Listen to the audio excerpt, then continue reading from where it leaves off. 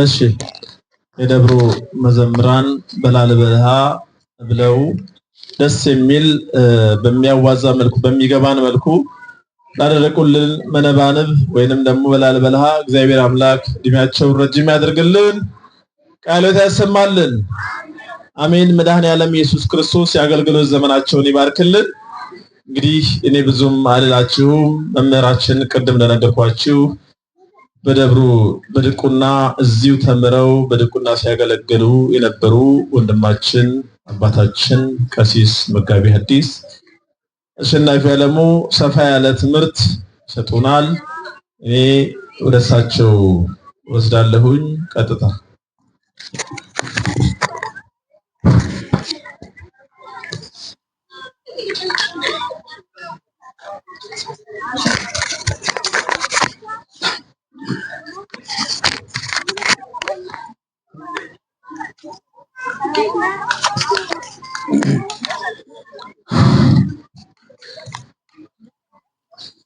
ነአምን በአብ ወወልድ ወመንፈስ ቅዱስ ቅድስት ሥላሴ አሜን። በአብ ስም በወልድ ስም በመንፈስ ቅዱስ ስም በቅድስት ሥላሴ እናምናለን። አምነን ሁላችንም በትምህርተ መስቀል እናማትባለን። በስመ አብ ወወልድ ወመንፈስ ቅዱስ አሐዱ አምላክ አሜን። መቃባ ከኔልማ ከናፉረ ቁልቁሉ ዋቀቶኮ አሜን። በአብ ስም በወልድ ስም በመንፈስ ቅዱስ ስም አንድ አምላክ አሜን። በመጀመሪያ ስቡህ ወውዱስ ዘሳረረ ኩሎ ዓለመ በኃቲ ቃል። በመጀመሪያ 22ቱን ስነ ፍጥረት በሙሉ የሚታየውንም የማይታየውንም የፈጠረ አምላካችን በባህሪው ምስጉን በባህሪው ቅዱስ የሆነ አምላካችን ልዑል እግዚአብሔር ስሙ ለዘላለሙ ይክበር ይመስገን። የተከበራችሁ የእግዚአብሔር ቤተሰቦች፣ የዚህ ደብር አስተዳዳሪ መላከማዊ ቀሲስ መንግስቱ፣ የተከበሩ መምህር ክፍለ ማርያም የዚህ ስብከተ ወንጌል ኃላፊ፣ የተከበራችሁ አባቶች፣ ካህናት፣ ሊቃውንት፣ የሰንበት ትምህርት ቤት አገልጋዮች፣ አባቶች፣ እናቶች፣ እህቶች ሁላችሁም በልዑል እግዚአብሔር ፍጹም ሰላም ሰላም ላችኋለሁ። እንደምን አደራችሁ? ድምጻችሁ አይሰማም። እንደምን አደራችሁ? እንደምን አደራችሁ? እንደምን እስከዚህ ሳደረሳችሁ? አሜን። እግዚአብሔር ይመስገን ብለን እንድናመሰግነው አንደበታችንን የከፈተልን አምላካችን መድኃኒታችን ኢየሱስ ክርስቶስ ለዘላለሙ ይክበር ይመስገን። አሜን።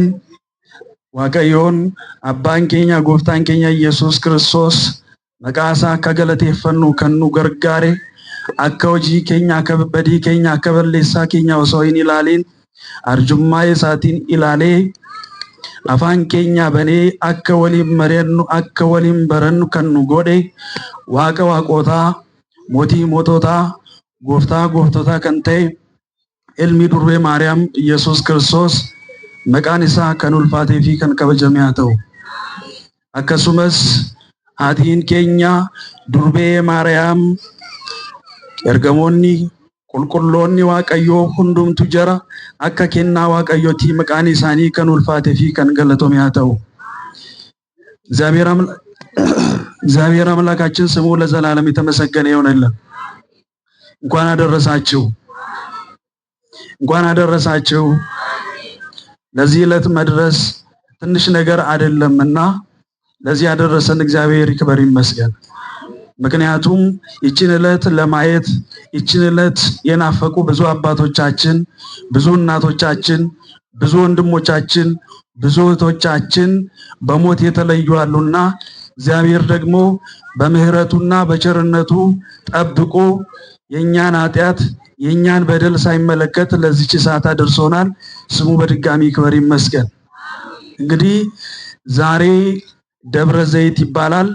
አብይ ጾም ከገባ 5ኛ ሳምንት ላይ እንገኛለንና እንደ እግዚአብሔር መልካም ፈቃድ ዕለቱን አስመልክቶ ለኛ የሚገባንን ነገር እግዚአብሔር ይመግበናልና ስለዚህ ሁላችሁም በቀኝም በግራም ያላችሁ ሁላችሁም የምትንቀሳቀሱም ቆማችሁ በአንድ ልብ በሐሳብም በአካልም እዚህ ሆናችሁ ቃሉን እንድትሰሙ በእግዚአብሔር ስም ጠይቃለሁ።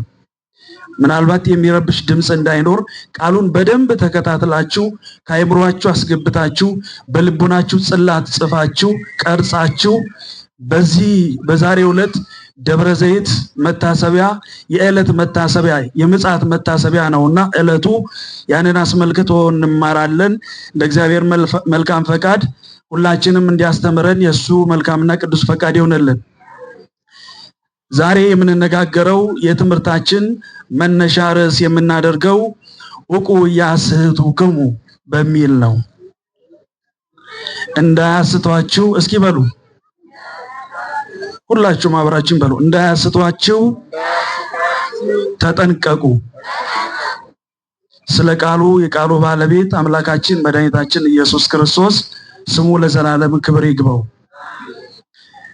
ይህንን ቃል የምናገኘው ዛሬ በቅዳሴ መካከል ላይ ሲነበብ እንደሰማችሁት የሐዋርያው የቅዱስ ማቴዎስ ወንጌል ምዕራፍ 24 ቁጥር 4 ላይ ቃሉን እናገኛለን። ቃሉን የምናገኘው እደግምላችኋለሁ፣ ማቴዎስ ምዕራፍ 24 ቁጥር ስንት? ቁጥር 4 እንዳትረሱ፣ በኋላ ጠይቃችኋለሁ። ቁጥር 4 የሚለውን መነሻ እናድርግ እንጂ ከማቴዎስ ምዕራፍ 24 ቁጥር 1 እስከ 36 ድረስ ያለውን መሰረት አድርገን ነው የምንማረው ማለት ነው። ስለዚህ እንዳያስቷችሁ ተጠንቀቁ። ይህንን ቃል የተናገረው ጌታችን መድኃኒታችን ኢየሱስ ክርስቶስ ነው። ቃሉን ደግሞ ለጊዜው በወቅቱ ወይም በሰዓቱ አጠገቡ ለነበሩት ለደቀ መዛሙርቱ ለሐዋርያት የተናገረው ቃል ነው። ፍጻሜው ግን ለኔና ለእናንተ የተነገረ ቃል ነው ማለት ነው። ስለዚህ የዚህ የትምህርቱ መሰረታዊ ዓላማው ምንድነው ካልን ከሚያስቱን ሰዎች መጠበቅ እንዳለብን ማስገንዘብና ማስጨበጥ ይሆናል ማለት ነው። ቀድሞ ነቢያት ሲያስተምሩ በኋላም ሐዋርያት ሊቃውን ሲያስተምሩ ምዕመናንም ቁጭ ብለው ሲማሩ እንደነበረ ሁሉ ለነሱ ጥበቡና ማስተዋሉን እግዚአብሔር አምላካችን እንዳደላቸው ለኛም ጥበቡን ማስተዋሉን ያድለን።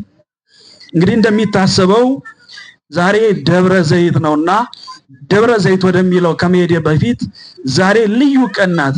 ደብረ ዘይት ላይ በተጨማሪ ዛሬ ሰንበት ነው። ሰንበተ ሰንበታት የሰንበታት ሁሉ ሰንበት ተብሎ ዓመታዊ ክብረ በዓል ይከበራል ማለት ነው።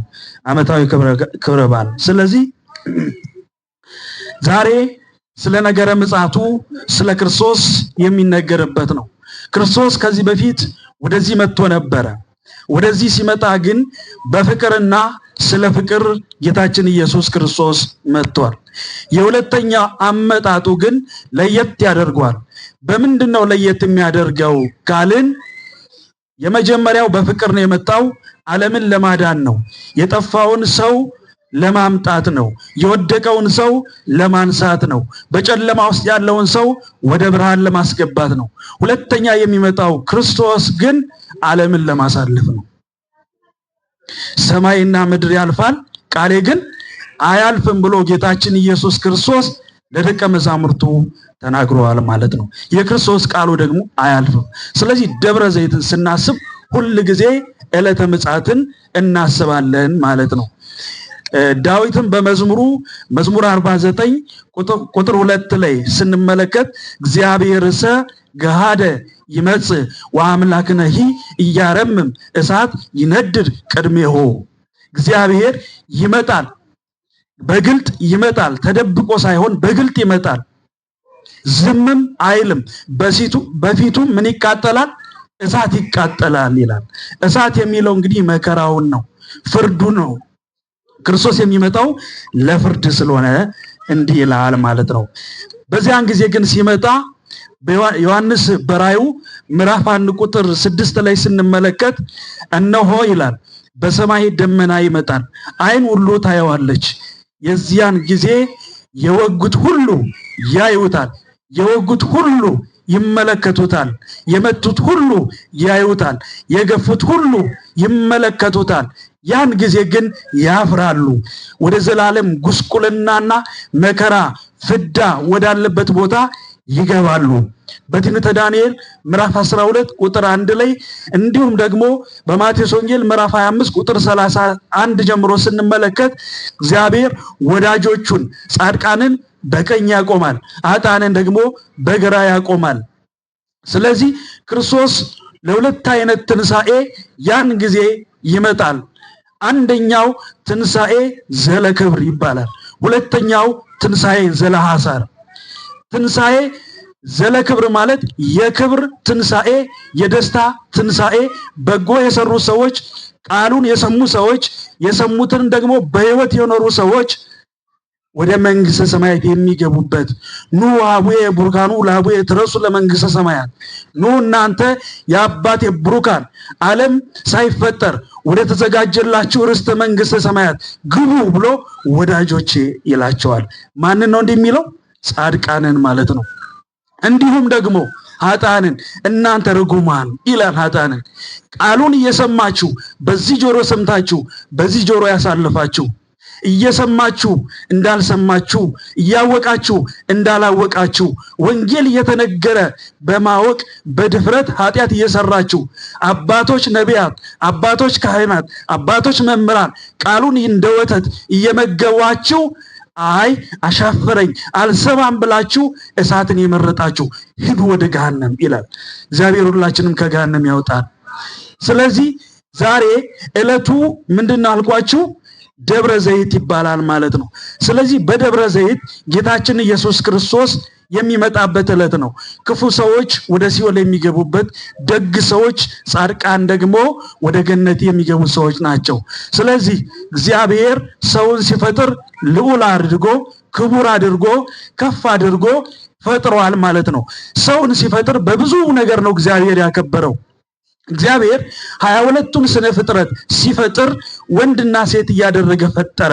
ሰውን ሲፈጥር አዳም ብቻውን ነበር የፈጠረው። በሁለተኛው ሱባኤ ሔዋንን ከጎኑ ከአዳም ጎን ፈጠረ። የሰው ልጅ ብቻውን ይኖር ዘንድ መልካም አይደለምና ፈጠረ። ስለዚህ አዳም ሔዋን እንድታግዘው ለአዳም እንድታግዘው እግዚአብሔር ከጎኑ ላይ ማንን ፈጠረ? ሔዋንን ፈጠረ። ተረዳድተው ተጋግዘው እንዲኖሩ ማለት ነው። ስለዚህ እግዚአብሔር ሰውን ልዑል አድርጎ ነው የፈጠረው። ስለዚህ በምድር ላይ ያለው ሰው ሁሉ ሕይወት አለው። ሰው ትንሣኤ ያለው የሚገርመው ነገር የሰው ልጅ ብቻ ነው። አሁን መላእክት ሲፈጠሩ ሕይወት አላቸው፣ ነገር ግን አይሞቱም፣ ዘላለማዊ ናቸው። መላእክት አይሞቱም፣ አያገቡም፣ አይጋቡም፣ አይራቡም። ረቂቃን መናፍስት ናቸው መላእክት። ስለዚህ የሰው ልጅ ደግሞ ትንሣኤ አለው ማለት ነው። የሰው ልጅ ምን አለው? ትንሣኤ አለው። መላእክትን አይተናል። መላእክት ሲፈጠሩ ሕይወት አላቸው። ሕይወታቸው ዘላለማዊ ነው። አይሞቱም፣ አይወድቁም። እንስሳትን ስንመለከት እንስሳት ሲፈጠሩ ሕይወት አላቸው፣ ነገር ግን ይሞታሉ። አውሬ የበላውም አርጅቶ የሞተውም ታሞ የሞተውም በዛው ነው በስብሶ የሚቀረው። በስብሶ የማይቀረው የሰው ልጅ ነው። እግዚአብሔር ይህንን ሰው ነው ክቡር አድርጎ ልዑል አድርጎ ሙቶ የሚቀር ሳይሆን የሚነሳ አድርጎ ክርስቶስ እኛን ሰዎች እግዚአብሔር ፈጥሮናል ማለት ነው። አያችሁ ለሰው ልጅ እግዚአብሔር እንዴት ክብር እንደሰጠ። ነገር ግን ስለዚህ ዳዊት ሲናገር እንዲህ አለ፣ ሰብሰ እንዘ ክቡር ውእቱ እያይመረ ወኮነ ከመ እንስሳ ዘአልቦ ልብ ተመሰሎሙ። እግዚአብሔር ሰውን ልዑል አድርጎ ፈጠረው። ሰውን አዋቂ አድርጎ ፈጠረው። ሰውን ክቡር አድርጎ ፈጠረው። ሰው ግን ክቡርነቱን አላወቀም፣ ውርደትን ፈለገ። ልብ እንደሌላቸው እንደ እንስሳትም ሆኑ ሰዎች ይላል። እግዚአብሔር ሁላችንም እንደ እንስሳት እንዳንሆን ይጠብቃል። ሰዎችን እንደ ሰው እንድናስብ ነው እግዚአብሔር የሚፈልገው ማለት ነው። ሰው ክቡር ሆኖ ሳለ አላወቀም። ልብ እንደሌለው እንደ እንስሳ ሆነ መሰለ ብሎ ይናገራል። ደግሞ ልብ አምላክ ዳዊት አሁን መልሶ በመዝሙር 31 ቁጥር 9 ላይ ኢትኩኑ ከመፈረስ ወበቅል እላ አልቦሙ ልብ እንደሌላቸው እንደ ፈረሶችና እንደ በቅሎ አትሁኑ። ምን እንደሌላቸው አለ? ልብ እንደሌላቸው ብሎ ተናገረ ማለት ነው። እንግዲህ መዝሙረኛው ቅዱስ ያሬድም በመዝሙሩ ላይ ዕለቱን አስመልክቶ ሲናገር እንዲህ አለ። እንዘ ይነብር እግዚእነ ውስተ ደብረ ዘይት። አባቶቻችን ሊቃውንት በማህሌቱ ላይ እንዘ ይነብር እግዚእነ ውስተ ደብረ ዘይት እያሉ በመዝሙር ያመሰግናሉ። በወንጌል ከመጻፉ በፊት የብሉይ ኪዳን መጋቤ ብሉይ ወሐዲስ የሚባለው ቅዱስ ያሬድ አስቀድሞ በትንቢት ምንጽር ክርስቶስ ከመወለዱ በፊት በደብረ ዘይት ተራራ ተቀምጦ ሳለ ብሎ አስቀመጠ፣ ቃሉን ነገረን ይላል። እንግዲህ ደብረ ዘይት የሚለውን ትርጉሙን እንመልከትና እንሄዳለን። ደብረ ዘይት ማለት ደብር ማለት ቦታ፣ ተራራ ተብሎ ይተረጎማል። ደብር ማለት ተራራ ወይም ቦታ ይባላል። ጠቅለል ተብሎ ሲተረጎም የወይራ ተራራ ተብሎ ይተረጎማል። ወይራ የበዛበት ተራራ ተብሎ ይተረጎማል ማለት ነው። ታዲያ ጌታችን ኢየሱስ ክርስቶስ ወደ ደብረ ዘይት ተራራ ሄዷል። የማቴዎስ ወንጌል ምዕራፍ 24 ቁጥር 1 ጀምሮ ስንመለከት ጌታችን ኢየሱስ ክርስቶስ ከቤተ መቅደስ ወጣ ይላል። ከየት ወጣ? የሰማችሁ ነው? ያደመጣችሁ ነው? በመስማትም በማዳመጥም ያስፈልጋል። መስማት ብዙ ነገር ይሰማል። ማዳመጥ ልብ ብሎ ቃሉን መስማት ነው። ጌታችን ኢየሱስ ክርስቶስ ከየት ወጣ? ከቤተ መቅደስ ወጣ። ወዴት ሄደ? ወደ ደብረ ዘይት ሄደ ይላል። አሁን ጌታችን ኢየሱስ ክርስቶስ ለምን ከቤተ መቅደስ ወጣ የሚለውን ትርጉም በደንብ አድርገን እንተረጉማለን። ይሄ የሁላችንም ሕይወት የሚዳስስ ነው። እዚህ አንድምታ ወንጌል ላይ ተርጉሞ አባቶቻችን ያስቀመጡልን ቃል ነው። ስለዚህ በወይራ ሄደበት ወደ ደብረ ዘይት ተራራ ሄደበትን ምክንያት እንመልከት፣ ወይም ትርጉሙን በደንብ እንየው። ወይራ ጽኑ ነው። ጽናት ይኖራችሁ ለማለት ለኛ አርያ አብነት ለመሆን ነው። ከወይራ ዘይት ይገኛል። ከወይራ ምን ይገኛል? ዘይት ይገኛል። ዘይት ደግሞ የምን ምሳሌ ነው? የፍቅር ምሳሌ ነው። የዛሬ ሳምንት ገብርኄር ላይ ስለ 5ቱ ደናግል እና ስለ ብልሆችና ስለ 5ቱ ሰነፎች ላይ ዘይት ምን እንደሆነ በአንድምታ በደንብ የሚተረጎሙ ነው። እዚህ ጋር ግን ዕለቱን በተመለከተ ስናይ ስለ ወይራ ከወይራ ምን ይገኛል? ዘይት ይገኛል። የወይራ ዘይት የሚባል ስላለ ማለት ነው። የወይራ ዘይት ስላለ፣ ስለዚህ ዘይት ምንን ያበራል? መብራትን ያበራል። እናንተም በሕይወታችሁ ኑሯችሁ ሁሉ የበራ ይሁን ለማለት ማለት ነው። ስለዚህ እናንተም ብሩህ ሁኑ፣ አስተሳሰባችሁ ብሩህ ይሁን፣ አስተሳሰባችሁ የቀና ይሁን ሲል፣ ስለዚህ ዘይት ለመስዋዕትነት ይቀርባል። እናንተም ለቤተ ክርስቲያን መስዋዕትነትን ክፈሉ ለማለት። ለቤተ ክርስቲያን ምን ክፈሉ? መስዋዕትነትን ክፈሉ። መስዋዕትነት እንግዲህ ብዙ አይነት መስዋዕትነትን ያለው ቀደም ብለው አባቶቻችን ለቤተ ክርስቲያን መስዋዕትነትን ከፍለዋል። መስዋዕትነትን የከፈሉ ግን ይቺን ሃይማኖት ለማቆየት ሲሉ ማለት ነው። ደማቸውን አፍሰዋል። አማን መነኑ ሰማይ ጣይማ ለዛ ዓለም ወካው ደሙ በእንተ እግዚአብሔር ወታገሱ ሞተ መሪረ። ስለ መንግስተ ሰማያት ብለው አባቶቻችን ደማቸውን አፈሰሱ። ስለምን ብለው? ስለ መንግስተ ሰማያት። መንግስተ ሰማያት ደግሞ ከክርስቶስ ጋር መኖር ነው። በደስታና በተድላ መኖር ነው ማለት ነው። ስለዚህ እንመለስ ወደ ቀድሞ ነገራችን። ማቴዎስ ወንጌል ምዕራፍ 24 ቁጥር 1 እንዲህ ይላል፣ ወወፂኦ እግዚእ ኢየሱስም ቤተ መቅደስ ሆረ። ጌታችን ኢየሱስም ከቤተ መቅደስ ወጥቶ ሄደ ብሎ ይጀምራል። ሄደ ብሎ ይጀምርና ወቀርበ አርዳይሁ ዋራዮ ንድቀ ህንጻሁ ለቤተ መቅደስ፣ ደቀ መዛሙርቱም ወደ እርሱ ቀርበው የቤተ መቅደሱን የህንጻ አሰራር አሳዩት ይልና ጌታችን ኢየሱስ መልሶ እንዲህ አላቸው፣ ይህን ሁሉ ታያላችሁን? እውነት እላችኋለሁ ድንጋይ በድንጋይ ላይ ሳይፈርስ በዚህ አይቀርም ካለ በኋላ እንዘ የነብር እግዚእነ ውስተ ደብረ ዘይት ጌታችን ኢየሱስ ክርስቶስ በደብረ ዘይት ተራራ ተቀምጦ ሳለ ብሎ ይናገራል። ቅድም እንዳልኳችሁ ካስታወሳችሁ ኢየሱስ ክርስቶስ ከቤተ መቅደስ ወጥቶ ወዴት ሄደ ነው ያልኳችሁ? ወደ እስኪ ተናገሩ። ወደ ደብረ ዘይት። አሁን የምነግራችሁ ጌታችን ኢየሱስ ክርስቶስ ከቤተ መቅደስ ለምን ወጣ? ቤተ መቅደስ ታውቃላችሁ አይደል? ይሄ ምንድነው የሚታየው? ቤተ መቅደስ ነው አይደል? ይሄ የሚታየው ህንጻው ምንድነው? ቤተ መቅደስ ነው አይደል? ስለ ቤተ መቅደስ ትንሽ ልበላችሁና እንመለሳለን። ቤተ መቅደስ ህንጻውን ስናየው ይሄ ቤተ መቅደስ ነው። የእያንዳንዳችን አካላችን ምን ይባላል? ምን ይባላል? ቤተ መቅደስ ይባላል። አካላችን ማለት ነው። ስለዚህ የቅዱሳን፣ የጻድቃን፣ የሰማዕታት፣ የመላእክት ህብረት ምን ይባላል? ቤተ ክርስቲያን ይባላል። ህንጻው ብቻ አይደለም ቤተ መቅደስ የሚባለው። አስተውሉ። ህንጻው ብቻ አይደለም፣ እኛም ቤተ መቅደስ እንባላለን።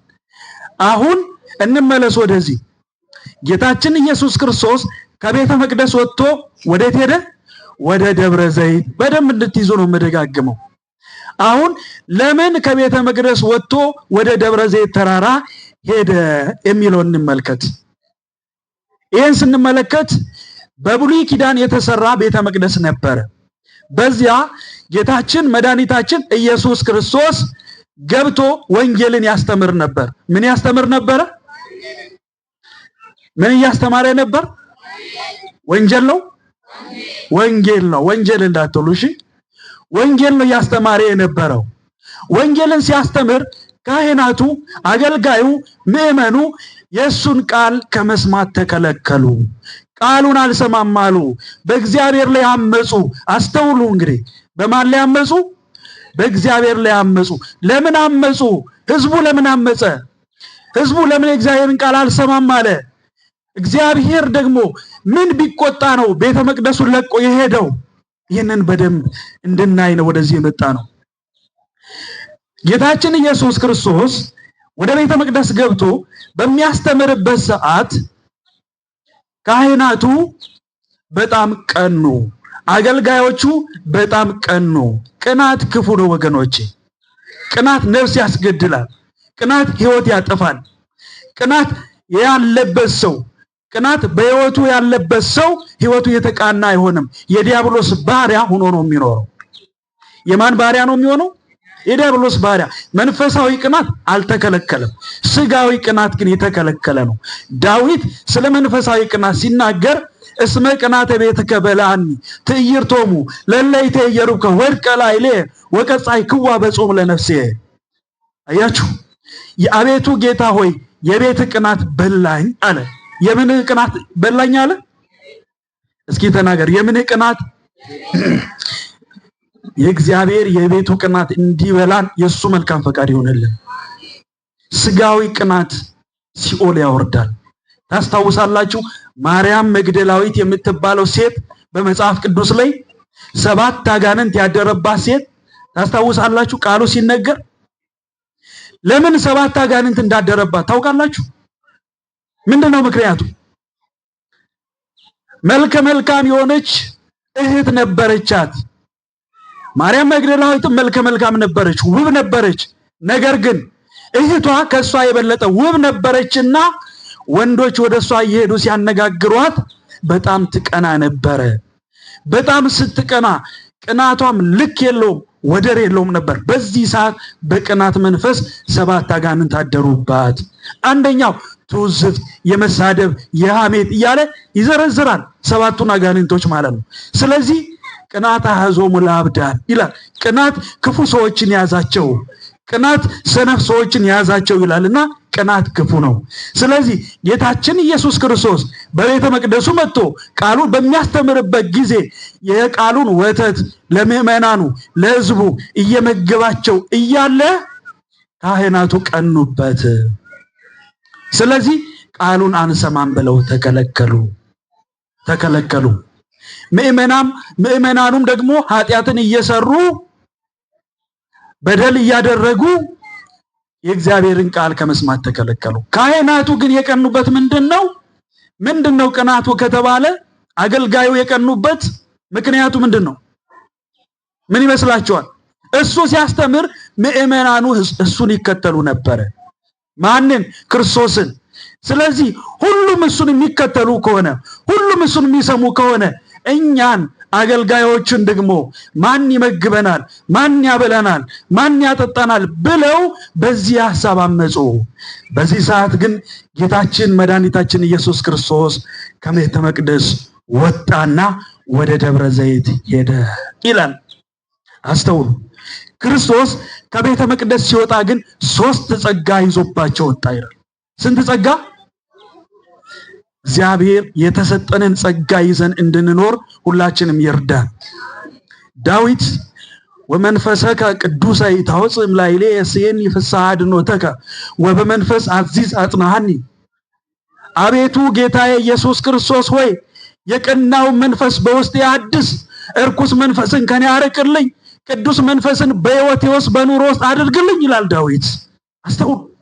እርኩስ መንፈስ በአእምሮአችን ውስጥ እርኩስ መንፈስ በልቦናችን ውስጥ ሲገባ የዲያብሎስ ባሪያ ሆነን ለዲያብሎስ ተገዥዎች እንሆናለን። የጨለማው ገዥ የሆነው ዲያብሎስ ሕይወታችንን ይሾፍረዋል፣ ሕይወታችንን ይነደዋል። ለቃሉ ታዛዥ እንዳንሆን ካህናት ሲያዙን እምቢ የምንል ይሆናል ማለት ነው። ጌታችን ኢየሱስ ክርስቶስ ሐዋርያትን እኮ እንዲህ ብሎ ነግሯቸዋል። እናንተን የሰማ እኔን ሰማ፣ እናንተን እምቢ አለ እኔን እምቢ አለ። ምክንያቱም እግዚአብሔር በአካል ወርዶኛን አያነጋግርም። እግዚአብሔር ልዑኩን ነው የሚልከው። እግዚአብሔር ካህኑን ነው የሚልከው። እግዚአብሔር መምህሩን ነው የሚልከው። ስለዚህ እሺ ብትሉ አለ ነቢዩ ኢሳይያስ የምድር በረከት ትበላላችሁ፣ እምቢ ብትሉ ግን ምን ይበላቸዋል? ሰይፍ ይበላቸዋል። ሰይፍ እንግዲህ ብዙ ነው። ይሄ የሚቆርጠውን ሰይፍ አይደለም። ይሄ እሱ ሰም ነው። እሺ ሰማዊ ንግግር ይባላል። ምናዊ ንግግር ሰምና ወርቅ ይባላል አይደል? ሰም ግልጽ የሆነ ነው። ወርቅ ድብቁ ነው። ከበስተጀርባ ያለው ነው ወርቅ። ሰሙ እሺ ብትሉ የምድርን በረከት የሰማይን በረከት ትበላላችሁ፣ እምቢ ብትሉ ሰይፍ ይበላችኋል ማለት ሰሙ የሚቋረጠውም ሰይፍ ያው መከራ ነው አይደል? ነገር ግን ስውር ሰይፍ አለ። የኑሮ ውድነት ሊሆን ይችላል፣ እርስ በርስ መጋጨት ሊሆን ይችላል፣ ፍቅር ማጣት ሊሆን ይችላል፣ አንዱ ባንዱ ላይ ክፉ ነገር ማድረግ ሊሆን ይችላል። ሁሉ ነገር ሁሉ ሰይፍ ይሆናል። እኛ ስናምጽ፣ እኛ ስናጠፋ አባት ልጁን እናት ልጁን እንደሚቀጣ ሁሉ እግዚአብሔር ልጆችን እኛን ይቀጣናል። ማንም መለስ ከሆነ ማለት ነው።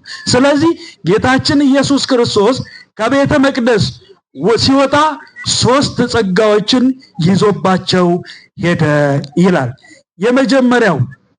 የመጀመሪያው ምንድነው? ሀብተ ትንቢት ወሰደባቸው። ሀብተ ምን? ሀብተ ትንቢት። ሀብተ ትንቢት ማለት ትንቢትን መናገር ማለት ነው። ይሄ የሀብተ መምህራን ነው። ሁለተኛው ሀብተ ክህነት።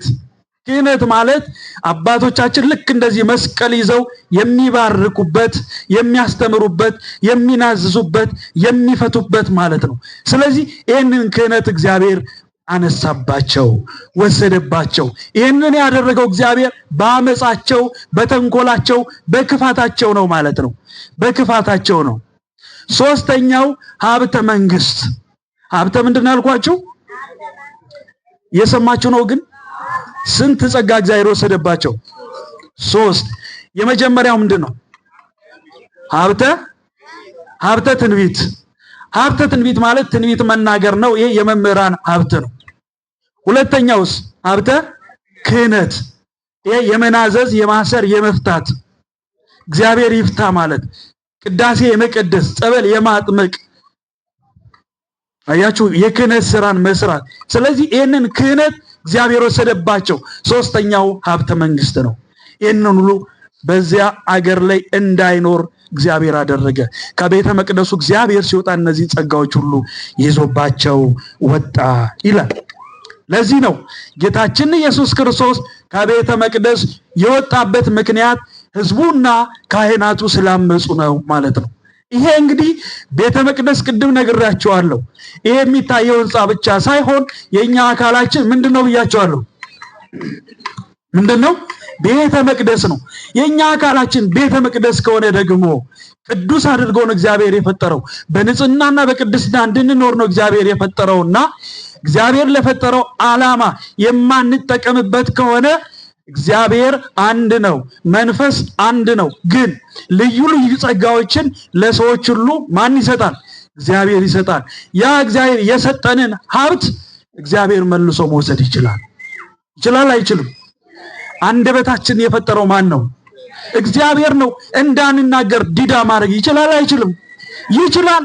ክፋት የምንሰራበት ከሆነ ተንኮል የምንሰራበት ከሆነ እግዚአብሔር ምላሳችን ሊያስረው ይችላል። ሊያስረው ይችላል። ስለዚህ እግዚአብሔር የሚያስተምረውም የሚተነበየውም ሀገርን የሚመራውም ቤተክርስቲያን የሚያስተዳድረውም ሕዝብን የሚመራው ሁሉም በአግባቡና በስርዓቱ የማይመራ ከሆነ እግዚአብሔር ያንን ጸጋ ይወስደዋል። ሁሉ ነገር እግዚአብሔር ነው። ሀብትም ይቀራል፣ ገንዘብም ይቀራል፣ ጤናም ሁሉ ከእግዚአብሔር ነው የሚሰጠው፣ ከሰው አይደለም። ሁሉ ነገር እግዚአብሔር ይወስደዋል። ስለዚህ እግዚአብሔር እንዳይወስድ ያለንን ሀብት ይዘን ቃሉን ሰምተን ልንኖር ያስፈልጋል ማለት ነው። ርዕሳችንን እንዳትረሱ። ማንም እንዳያስቷችሁ ምን በሉ ነው? እስኪ በሉ፣ እንዳያስቷችሁ ተጠንቀቁ። ይህንን ያለበት ምክንያት እንመጣለን። በደንብ እንድትሰሙ በእውነት መስማት ያስፈልጋል። በደንብ የምንሰማውን ደግሞ በህይወት እንድንኖር ነው የሚያስፈልገው። እግዚአብሔር የሚፈልገው በህይወት እንድንኖር ነው። የምንሰማውን በተግባር ማሳየት ነው። እዚህ ትንቢተ ኢሳይያስ ምዕራፍ 6 ቁጥር 8 ላይ የጌታንም ድምፅ ማንን እልካለሁ? የጌታን ድምፅ ሰማው። ማንን እልካለሁ? ማንስ ወደዚያ ህዝብ ይሄድልናል ሲል ሰማሁት ብሎ ኢሳይያስ ተናገረ። በዚህ ሰዓት ኢሳይያስ እንዲህ አለ፣ እኔም እነሆ ጌታዬ እኔን ላከኝ አለ። ማንን ላከኝ አለ? እኔን ላከኝ። እርሱም ሂድ ይህንን ህዝብ እንዲህ በልና ንገረው፣ መስማትን ትሰማላችሁ አታስተውሉም፣ ማየትን ታያላችሁ አትመለከቱም። ይሄ ልቡ የደነደነን ህዝብ ሂድና አስተምረው፣ በወንጌል አረስርሰው ብሎ ጌታችን ኢየሱስ ክርስቶስ ማንን ላከው? ኢሳይያስን ላከው ይላል። ኢሳይያስን ላከው። ለምን ላከው? ኢሳይያስ ሂዶ እንዲያስተምር እንዲመክር። እስራኤላውያን ነቢያት ሲያስተምሩ ቃሉን ከመስማት ሲከለከሉ እግዚአብሔር በመቅሰፍት ለ72 ዓመት በግዞት እንዲኖሩ አደረጋቸው፣ እንዲቀጡ አደረጋቸው፣ መቅሰፍት አመጣባቸው። እኛም ለቃሉ አልታዘዝ ስንል አንሰማ ስንል እግዚአብሔርን በመዓት ይመጣል። መቼ እንደሚመጣ የት እንደሚመጣ በምን እንደሚመጣ ግን አናውቀውም ማለት ነው። ስለዚህ ኢሳይያስ እንዲህ ብሎ ላከው ማለት ነው። ስለዚህ ጌታችን ኢየሱስ ክርስቶስ ከቤተ መቅደሱ መውጣቱ 3 ጸጋዎችን አሳጥቷቸዋል ማለት ነው። በዚያን ጊዜ ይላል የማቴዎስ ምዕራፍ 24 ቁጥር 16 ላይ በዚያን ጊዜ ይላል። ያን ጊዜ ማለት መቼ ነው? ያን ጊዜ ማለት የት ነው ስንል ዕለተ ምጽአት ነው። ቅድም እንዳልኳችሁ ደብረ ዘይትን ስናስብ ዕለተ ምጽአትን ነው የምናስበው። ጌታችን ኢየሱስ ክርስቶስ በደብረ ዘይት ለሐዋርያቱም ነግሯቸዋል ተመልሶ እንደሚመጣ፣ ዓለምን እንደሚያሳልፍ። ክርስቶስ መቼ ይመጣልን ቢሉ የሚመጣበት ቀን አይታወቅም ይልና አንድም ይታወቃል፣ ምልክቶችን ተናግረዋል። ሐዋርያቱ የመምጣት ምልክት ምንድነው እሱ ብሎ ሲጠይቁት ነው ማንም እንዳያስቷችሁ ተጠንቀቁ። ማንም እንዳያስቷችሁ፣ ብዙዎች ሐሰተኛ መምህራን ይመጣሉ፣ ብዙዎች ሐሰተኛ ነቢያት ይመጣሉ፣ እኔ ክርስቶስ ነኝ እያሉ በኔ ስም ይነግዳሉ፣ በኔ ስም ይሸቅጣሉ፣ ስለዚህ ከነሱ ተጠንቀቁ ብሎ ጌታችን ኢየሱስ ክርስቶስ ለደቀ መዛሙርቱ የተናገረው ቃል ነው ማለት ነው። በጣም ብዙ ምልክቶችን ነግሯቸዋል። ከዛ የተወሰኑትን ነው የምናነሳው። ጌታችን ኢየሱስ ክርስቶስ ከተናገረው ምልክቶች የተወሰኑትን እናነሳለን። ከዛ በፊት ግን በዚያን ጊዜ ያለውን እናንሳ። ማቴዎስ 24 ቁጥር 16 ላይ ያን ጊዜ በይሁዳ ያሉ ወደ ተራሮች ይሸሻሉ አለ። ወዴት ይሸሻሉ? ወደ ተራሮች ከክርስቶስ መሸሽ ይቻላል ወገኖች? ተናገሩ እስኪ። ከእግዚአብሔር መሸሽ ይቻላል?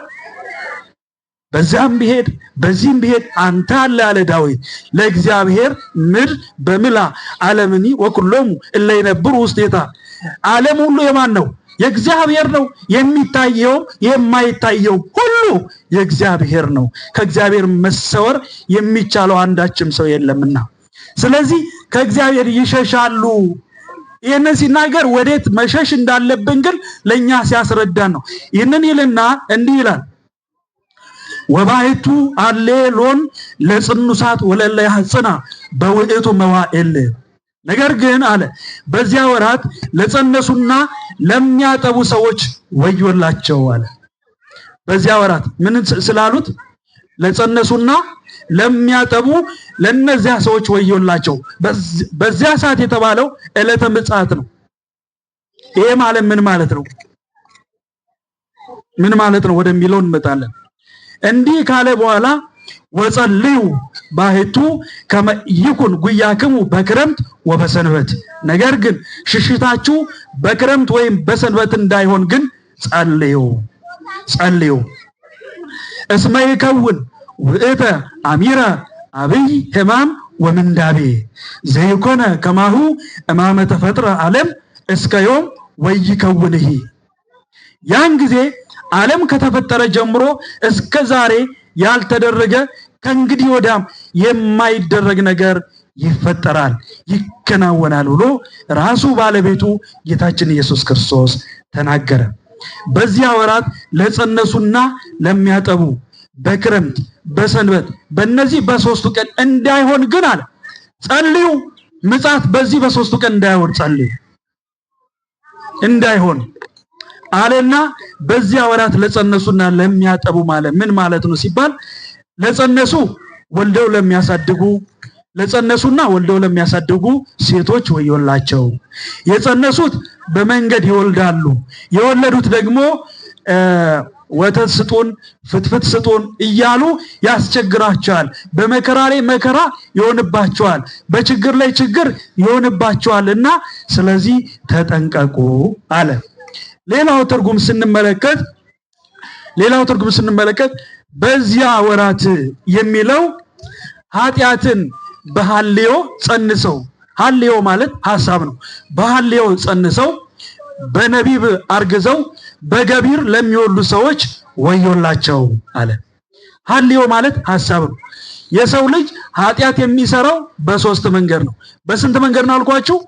በሶስት መንገድ ነው። ለዚህ ነው ዛሬ ካህናት አባቶቻችን በሐልዮ በነቢብ በገቢር በማወቅ ባለማወቅ በስህተት በድፍረት ከልጅነት እስከ እውቀት የተሰራውን ማይሰራ ኃጢአት እግዚአብሔር ይፍታ የምንለው ለዚህ ነው። ሰው አስቦ ኃጢአት ይሰራል። አስቦ የሆነ ነገር አደርጋለሁ ብሎ ሳያደርግ ቢቀር እንዳደረገ ነው የሚቆጠረውና ንስሐ መግባት አለበት። ስለዚህ በዚያ ወራት ለጸነሱ ለሚያጠቡ ወዮላቸው ማለት ኃጢአትን በሐልዮ ጸንሰው በነቢብ ወልደው በገቢር ለሚያሳድጉ ሰዎች ለነዚህ ሰዎች ወዮላቸው ብሎ ጌታችን ኢየሱስ ክርስቶስ ተናገረ። አንድም ለመምህራን የተነገረ ቃል ነው። ለመምህራን ምዕመናንን በሐልዮ ጸንሰው በነቢብ ወልደው በገቢር ለማያሳድጉ መምህራን ምዕመናንን ለማያንጹ ምዕመናንን በወንጌል ለማያስተምሩ ሰዎች ወዮላቸው ወዮታ አለባቸው ሲል ነው። ወዮታ አለባቸው ሲል ነው። ሁለተኛው በክረምት እንዳይሆን አለ። በክረምት እንዳይሆን ያለበት ምክንያት ምንድነው የሚለውን ጉዳይ ስንመለከት ክረምት ወርሃ ለምላሜ ነው እንጂ ፍሬ አይገኝ ማለት በክረምት ይዘራል እንጂ መቼም በክረምት የተዘራው የሚበላበት ወቅት አይደለም። ስለዚህ ረሃብ እንዳይሆንባችሁ በችግር ላይ ችግር እንዳይሆንባችሁ በክረምት እንዳይሆን ተጠንቀቁ አለ። አንድም በክረምት ላዩ ውሃ ታቹ ውሃ ምድሩ ጭቃ፣ ስለዚህ ሁሉ ነገር መከራ ነውና በመከራ ላይ መከራ በፈተና ላይ ፈተና እንዳይሆንባችሁ ጸልዩ አለ። ሌላው ሶስተኛው በሰንበት እንዳይሆን ጸልዩ ነው። አጠር ሳደርገው ነው። በሰንበት እንዳይሆን ጸልዩ። ለምን በሰንበት እንዳይሆን ጸልዩ አለ ቢሉ ይላል። ለምን አለ ቢሉ ሰንበት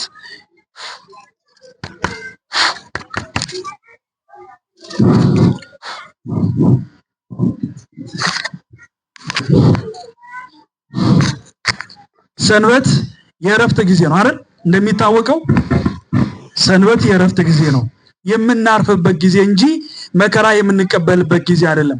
ስለዚህ በምታርፉበት ጊዜ 6ቱን ቀን 5ቱን ቀን ሰርታችሁ ቅዳሜና እሁድ እንድናርፍ እግዚአብሔር አዟል። በብሉይ ኪዳን ሰንበት ተብሎ የሚከበረው ዕለተ ቀዳሚት ነው። ቅዳሜን አይሁድ ሲያከብሩ ከዘረጉ ሳያጥፉ ካጠፉ ሳይዘረጉ አይሁድ ዕለተ ሰንበትን ያከብሩ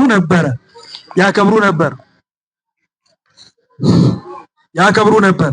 ስለዚህ አይሁድ ሰንበትን ሲያከብሩና እኛ ሰንበትን ስናከብር በጣም ሰፊ ልዩነት አለው ማለት ነው። ሰፊ ልዩነት አለው። አይሁድ አይነሱም ቅዳሜን ሲያከብሩ።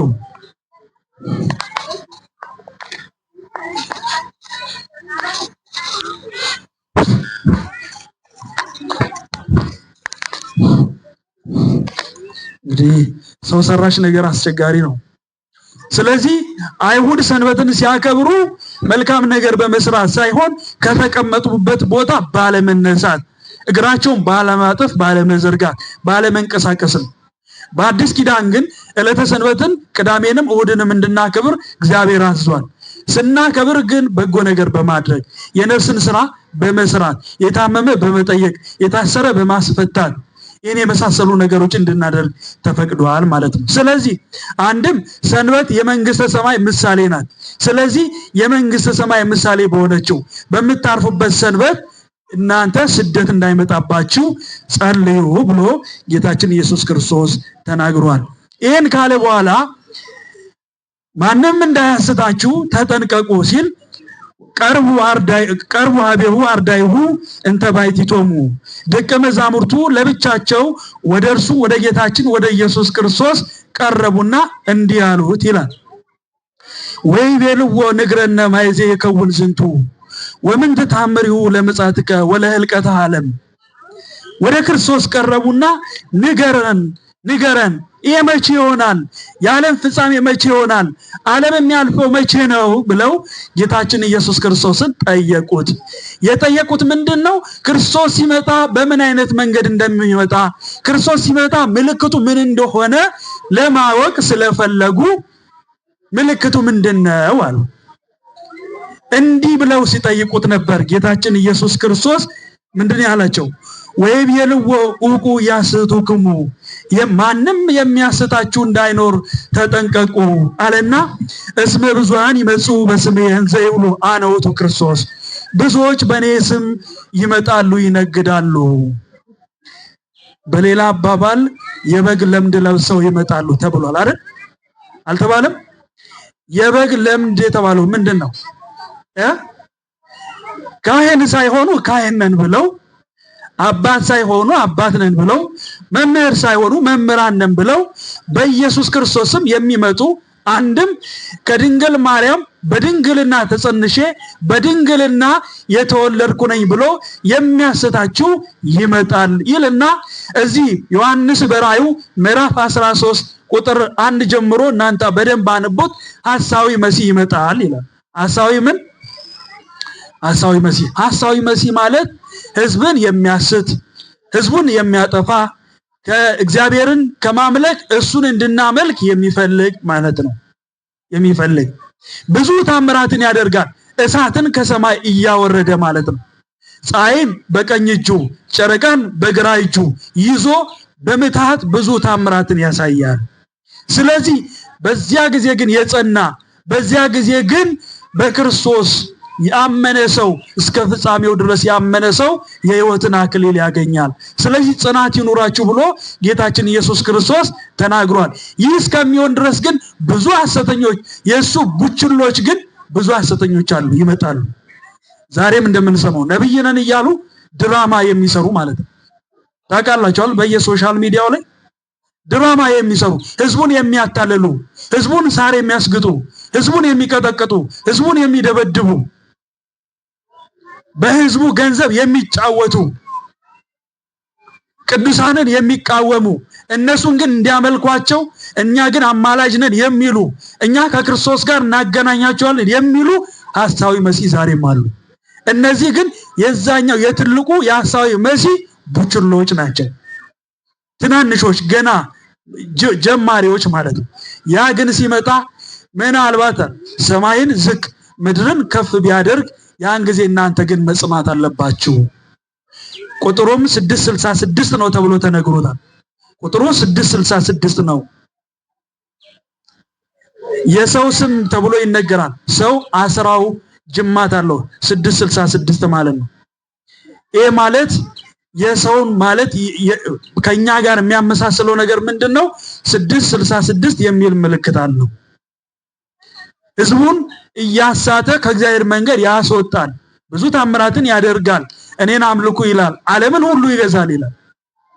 ስለዚህ ሞትን ያልቀመሱ በብሔራውያን የተሰወሩ እነ ሄኖክ እነ ኤልያስ ሞትን ያልቀመሱ ይመጡና ያን ያስተምሩና ሞትን ይቀምሳሉ። ሞትን ይቀምሳሉ። እውነተኛ ወንጌል እቺ ናት ብለው ይሰብካሉ፣ ይሰየፋሉ። ሐሳዊ መሲህ ያጠፋቸዋል ማለት ነው። ስለዚህ ይሄ ሐሳዊ መሲህ ከመምጣቱ በፊት እነዚህ አስቀድመው ይመጣሉ።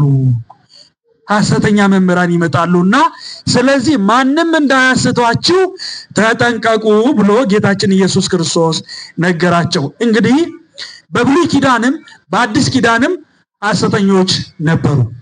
በብሉይ ኪዳን ሐሰተኞች ነበሩ፣ በአዲስ ኪዳንም ነበሩ። በጣም ብዙዎችን ሐሰተኞችን መጥቀስ እንችላለን። የተወሰኑትን እንጠቅስና የዕለቱን ትምህርት እንጨርሳለን። ነገር ግን በደንብ በጥሞና እንድትከታተሉ ከህይወታችሁ ጋር እንድታመሳስሉ የኔ ህይወት ምን ይመስላል ብላችሁ እንድትፈትሹ እፈልጋለሁ። ምክንያቱም የእግዚአብሔር ቃል ሲነገር የኛን ህይወት ነው የሚዳስሰው። ራሳችንን ሚዛን ላይ እንድናስቀምጥ ስለሚያደርግ ማለት ነው። ወደ ብሉይ ኪዳን ስንሄድ ኦሪት ዘፍጥረት ምዕራፍ 7 ስንመለከት ኦሪት ዘጸአት ምዕራፍ 7 ስንመለከት ብዙዎችን የሚያስቱ ሰዎች ነበሩ። እግዚአብሔር ሊቀ ነቢያት ሙሴን ህዝቡን እንዲመራ እግዚአብሔር አዞት ነበር። ማንን አልኳችሁ? ሙሴን እግዚአብሔር አዞታል። የሙሴ ወንድም ደግሞ አሮን ነበረ። አሮን ካህን ነው። ሙሴ ደግሞ ነብይ ነው፣ መስፍን ነው። ህዝብን ያገለግላሉ። ሁሉም ያገለግሉት ህዝቡን ነው። የሚያስተምሩት ህዝቡን ነው። የሚገስጹት ህዝቡን ነው። ከጥፋት ለመመለስ ከጣዖት አምልኮ ለመመለስ ወደ እግዚአብሔር እንዲመለሱ ለማድረግ እነዚህ ይታገሉ ነበረ። አንድም እስራኤላውያን ዕብራውያን በግብጽ ባርነት ውስጥ ይገዙ ይጠቀጠቁና ይደበደቡ ነበርና ስለዚህ ከግብጽ ባርነት እግዚአብሔር እነሱን ነፃ እንዲያወጣ ሙሴን አዘዘባቸው። በዚያ በዘመኑ የነበረው ንጉስ ደግሞ ፈርዖን ይባላል። ማን አልኳችሁ? እስኪ ተናገሩ። ማን ይባላል? ፈርዖን ክፉ ንጉስ ነው። ልቡ የደነደነ በጣዖት አምልኮ የሚገዛ እግዚአብሔርን የረሳ የፈጠረውን የዘነጋ ህዝቡን በጣዖት አምልኮ ያባዛ ማለት ነው። ክፉ ሰው ነበረ። በዚህ ጊዜ እነ ሙሴና እነ አሮን ይቃወሙ ነበረ። ማን አልኳችሁ? እነ ሙሴና እነ አሮን። እነ ሙሴና እነ አሮንን ማን የላካቸው? እግዚአብሔር። እሺ ትንሽ እንትነው እግዚአብሔር ነው ያዘዘው። ስለዚህ ምልክት ህዝቡ ብዙ ጊዜ በተአምራት ያምናል። በምን ያምናል? በተአምራት ያምናል። ተአምራት እዚህ የምታዩትን እንዳይመስላችሁ። ተአምራት ማለት ምልክት የሚለውን ነው። ምልክት የተግባባን ነው። ሰው ምልክት ይፈልጋል። የሆነ ምትሃት ነገር ይፈልጋል። ሰው የሚያምነው በዚህ ነው። ለዚህ ነው ደቀ መዛሙርቱ ወደ ክርስቶስ ቀርበው የመምጣት ምልክት ምንድነው ብሎ ጌታችን ኢየሱስ ክርስቶስ የጠየቁ ምልክቱን ለማወቅ ነው። መነሻውን ለማወቅ ነው። መምጫውን ለማወቅ ነው። ስለዚህ ምልክት ስለሚፈልጉ ሙሴና አሮን ህዝቡን ለማሳመን ሲሉ እግዚአብሔር በትር ሰጥቷቸው ነበርና በዛ በትር ታምር እንዲያደርጉ አደረገ። በትሩን ሲጥሉት እባብ ይሆናል፣ ሲያነሱት ምን ይሆናል? ብትር ይሆናል። በዚህ ሰዓት ይህንን ተአምር ይህንን ምልክት ማን ይመለከት ነበረ ከተባለ ይሄ ክፉውና ጨካኙ ፈርዖን ይመለከት ነበር። ማን ይመለከት ነበር? ፈርዖን። በዚህ ጊዜ በጣም ተናደደ፣ በጣም ተበሳጨና እንዲህ አለ፣ እኔ ጋር ፈላስፋዎች፣ እኔ ጋር ጠንቋዮች፣ እኔ ጋር አስማተኞች አሉ፣ የኔ አስማተኞችም ይህንን ያደርጋሉ አለ። እንግዲህ ተመልከቱ፣ እነዚህ አስማተኞች ኢያንበሬስና ኢያዴስ ይባላሉ። እነዚህ አስማተኞች አመጣቸው፣ በትራቸውን ምድር ላይ ጣሉት፣ ሲጥሉ እባቦች ሆኑ ይላል። እነዚህ በአስማትና በጥንቆላ ነው በትሩን እባብ ያደረጉት። በማስመሰል በምትሃት ነው በትሩን እባብ ያደረጉት። ሙሴና አሮን ግን በማን ኃይል ነው ያደረጉት? በማን ኃይል ነው? በእግዚአብሔር ኃይል ነው ያደረጉት ማለት ነው። በእግዚአብሔር ኃይል ነው። ያንን በትሩን ሲጥሉ እነ ሙሴ እባብ ሆነ፣ መልሰው ሲያነሱት ወደ በትርነት ተቀየረ። ስለዚህ እንደነ ሙሴና እንደነ አሮን እነዚህ ጠንቋዮች በትሩን ሲጠሉት እባብ ሆነ፣ መልሰው ሊያነሱ ሲሉ ግን ወደ በትር መለወጥ አልቻለም። አስተውሉ እንግዲህ እኛ ጋር ካለው ኃይል እነሱ ጋር ያለው ኃይል ይበልጣል እንዴ? ይበልጣል።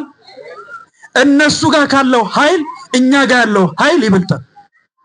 ጠንቋዮች ፍጡራን ናቸው። ጠንቋዮች ነፍስ ሊያጠፉ ይችላሉ። ጠንቋዮች ሰው ሊያሳብዱ ይችላሉ። ጠንቋዮች ክፉ ነገር ሊያደርጉ ይችላሉ። በጎ ነገር ማድረግ ግን አይችሉም። ነፍስን የፈጠረው ጌታ ነው። ነፍስን ማዳን የሚችለው ጌታ ነው። እግዚአብሔር ስሙ የተመሰገነ ይሁንልን። አስተውሉ እንግዲህ በዚህ ሰዓት የሙሴና የአሮን በትር መልሰው አንስተውት ነበርና መልሰው ሲጥሉት በትር ሆነ ይላል። በትር ሆነ። ከዛ መልሰው ሲጥሉት እባብ ሆነ። ከዛ በኋላ እነዛ አስማተኞች የጣሉትን በትሩን ወደ እባብነት የተቀየረውን የሙሴና የአሮን እባብ ዋጠቻቸው። አያችሁ፣ የካህኑ የአሮን የመስፍኑ የሊቀ ነቢያቱ የሙሴ የጣሉት በትር ያ እባብ የሆነ ወደ እባብነት የተለወጠው የጠንቋዮችን እባብ ዋጠችና ከዛ በኋላ ወደ ጠንቋዮች ስትሄድ እነዛ ጠንቋዮች ደንግጠው ፈርተው ሸሹ ይላል። እግዚአብሔር ስሙ የተመሰገነ ይሁንልን። በእውነት በጣም ብዙ ታሪኮችን ማንሳት እንችላለን። ይሄ ከብሉይ ኪዳን ያነሳውላችሁ። ከአዲስ ኪዳን አንድ ላንሳና ልጨርስ። ከአዲስ ኪዳን በሐዋርያት ሥራ ላይ የምናገኘው ታሪክ ነው። ይሄ ደግሞ የሐዋርያት ሥራ ላይ ተመዝግቦ እናገኛለን። ምዕራፍ 6 ላይ ማለት ነው። የሐዋርያት ሥራ ምዕራፍ 6 ላይ ይሄም ጠንቋይ ናዖስ ይባላል። ማን ይባላል አልኳችሁ? ናዖስ ይባላል። በጣም የሚገርማችሁ ነገር ፈተና ከዓለመ መላእክት ጀምሮ ክርስቶስም ተፈትኗል። ከዛም በኋላ በብሉይ ኪዳን በሕገ ልቦና አባቶቻችን ተፈትነዋል። በአዲስ ኪዳንም እንዲሁ ተፈትነዋል። በዓለመ መላእክት እግዚአብሔር መላእክትን ከፈጠረ በኋላ ሲሰወር ዲያብሎስ እኔ ፈጠርኳችሁ እኔ አምላክ ነኝ ብሎ በድፍረት ተናገረ። በድፍረቱና በትዕቢቱ ደግሞ ከተሰጠው ስልጣን ካለው ዕውቀት እንዲሻርና ወደ ሲኦል እንዲወድቅ ተደረገ። እየሰማችሁ ነው? ወደቀ ወደ ሲኦል። ስለዚህ የሰውን ልጅም እንዴት መጣል እንዳለበት ደግሞ ያውቃል። ስለዚህ ከእግዚአብሔር እቅፍ በማስወጣት ነው አዳምና ሔዋንን ከእግዚአብሔር እቅፍ ተድላ ደስታ ካለበት ከገነት አስወጥቶ መከራ ወዳለበት ወደ ሲኦል አስገባቸው። ስለዚህ ዛሬም በሰዎች ላይ አድሮ ክፉ ነገር ያሰራል። በጠንቋዮች ላይ አድሮ ክፉ ነገር ያሰራል። በተአምር ግን ጥሩ ነገር መስራት ሰይጣን አይችልም። ይህንን ማመን አለባችሁ። እዚህ ሐዋርያት ሥራ ምዕራፍ 6 ላይ ስንመለከት ዲያቆኑ ሰማዕቱ ጻድቁ እስጢፋኖስ ህዝቡን እየመራ ህዝቡን እያስተማረ ህዝቡን እያስተዳደረ እያለ ህዝቡ ቅድም እንደነገርኳችሁ ምልክት ይፈልጋል። ህዝቡ ብዙ ጊዜ ተአምር ይፈልጋልና ወደ እግዚአብሔር ጸለየ። ማን? እስጢፋኖስ ወደ እግዚአብሔር ጸልዮ ብዙ ታምራትንም ያደርግ ነበር። ብዙ ታምራት ያደርግ ነበር። በዚህ ሰዓት ከእስጢፋኖስ ጋር የነበሩ ጠንቋዮች ደግሞ ከእስጢፋኖስ ጋር የነበረው ጠንቋይ ህዝቡ እሱን እንዲከተል ስለሚፈልግ እኔም ታምር ማድረግ እፈልጋለሁ አለና አንድ በሬ ነበረና ወደ በሬው ሂዶ በጆሮ በኩል ሹክ ሲለው በሬው ለሁለት ተሰነጠቀ። እየሰማችሁ ነው? በሬው ለስንት ተሰነጠቀ? ለሁለት ተሰነጠቀ ይላል።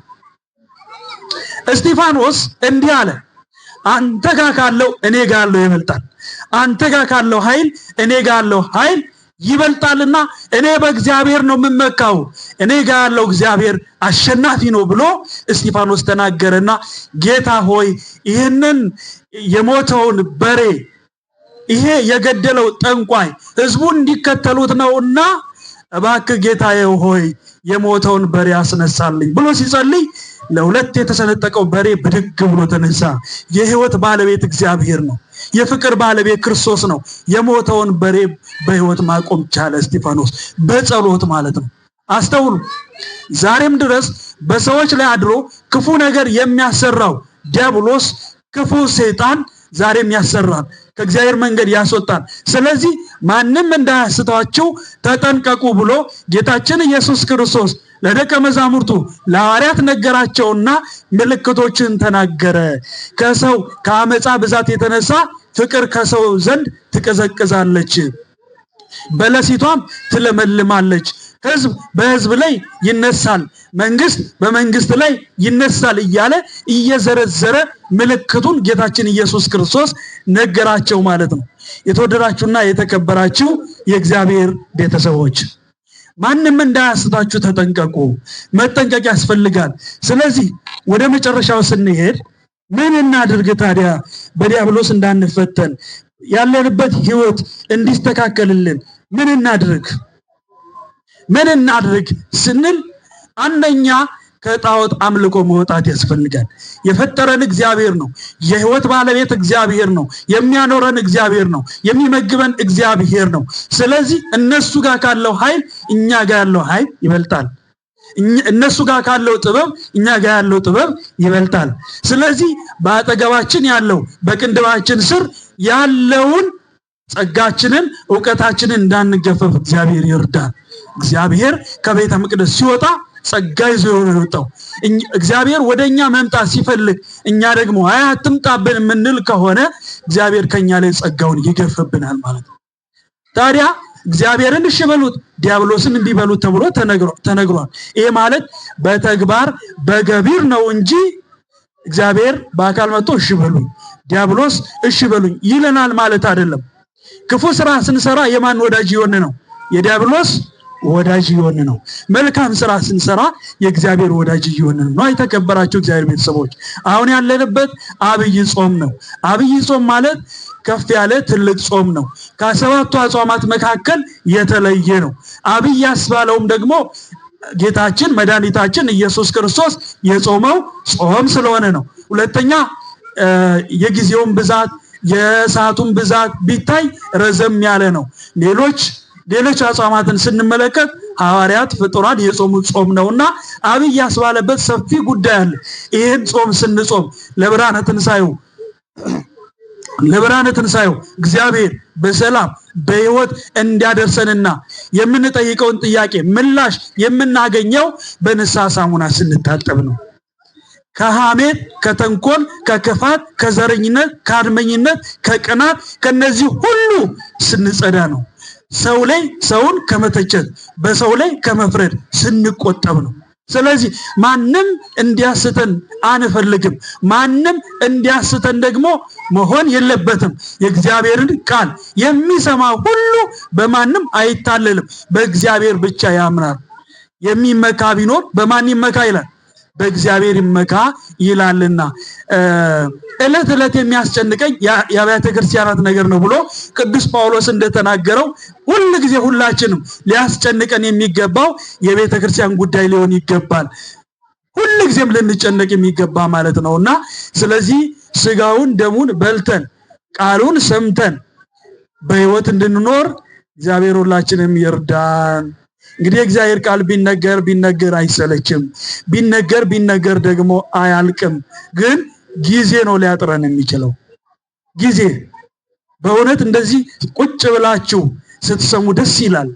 ቃሉን አክብራችሁ ስታዳምጡ ደስ ይላል።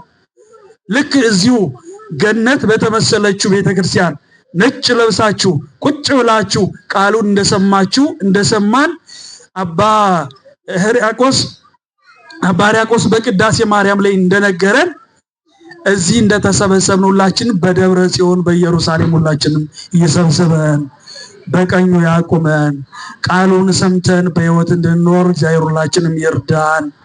እግዚአብሔር አምላካችን ሰሚዎች ብቻ ሳንሆን የሰማነውን በተግባር አድርገን በንስሐ ሳሙና ታጥበን ስጋውን ደሙን ተቀብለን መንግስቱን እንድንኖር ሁላችንም ይርዳን። ወስብሐት ለእግዚአብሔር ወለወላዲቱ ድንግል ወለመስቀሉ ክቡር። ይቆየን። እሺ፣ ለመምህራችን መጋቢ አዲስ ላስተማሩን ቃለ እግዚአብሔር ቃለ ሕይወት ያሰማልን። ቃለ ሕይወት ያሰማልን። ቃለ ሕይወት ያሰማልን። አሜን። የአገልግሎት ዘመናቸውን መድኃኔዓለም ኢየሱስ ክርስቶስ ይስጥልን፣ ይባርክልን። እንግዲህ ቃለ እግዚአብሔር አይሰለችም። ያው መድረክ ላይ ያለው አሁን እናንተ እንትን ሰዓት ይዶብናል አይደል? አው መድረክ ያለው ደግሞ አይታወቀው። በርግጥ ቃሉ ደግሞ በእውነት ነው የምነግራችሁ። እኔ አሁን ሰዓቱን አላወቅኩትም፣ በጣም አይጠገምም እና እኔ በጣም ደስ ያለኝ ልንገራችሁ። እናንተ እንዲህ ደምቃችሁ በመምጣታችሁ የእውነት ነው የምነግራችሁ። አሁን ብዙም ጊዜ እኔ ብናገራለሁ ሰንበት እንደው ታምር ሲነበብ ከወንጌል እናስተምር ስንል እንደው እዛች አንድ የተለመዱ ሴቶች አሉ፣ እዚሽ ጋር የተለመዱ ወንዶች አሉ፣ ሌላው የለም። ምንድነው ስንል ግራ ይገባናል። እና ባካችሁ በእውነት ነው የምነግራችሁ፣ እስቲ እንደው እኛም አናበዛባችሁ። ቅዳሴውንም በሌሊት እናደርጋለን፣ ወንጌልም በጊዜ እንዲሰጥ እናደርጋለን። እባካችሁ ከራሳችሁ ጋርና ከመድኃኔዓለም ጋር ቃል ግቡ። ቢያንስ ሰንበትን አትቅሩ። የእውነት ነው የምነግራችሁ። አሁን ሃይማኖትን የሚያውቅ ሰው ነው ማዕተቡን እየበጠሰ ያለው።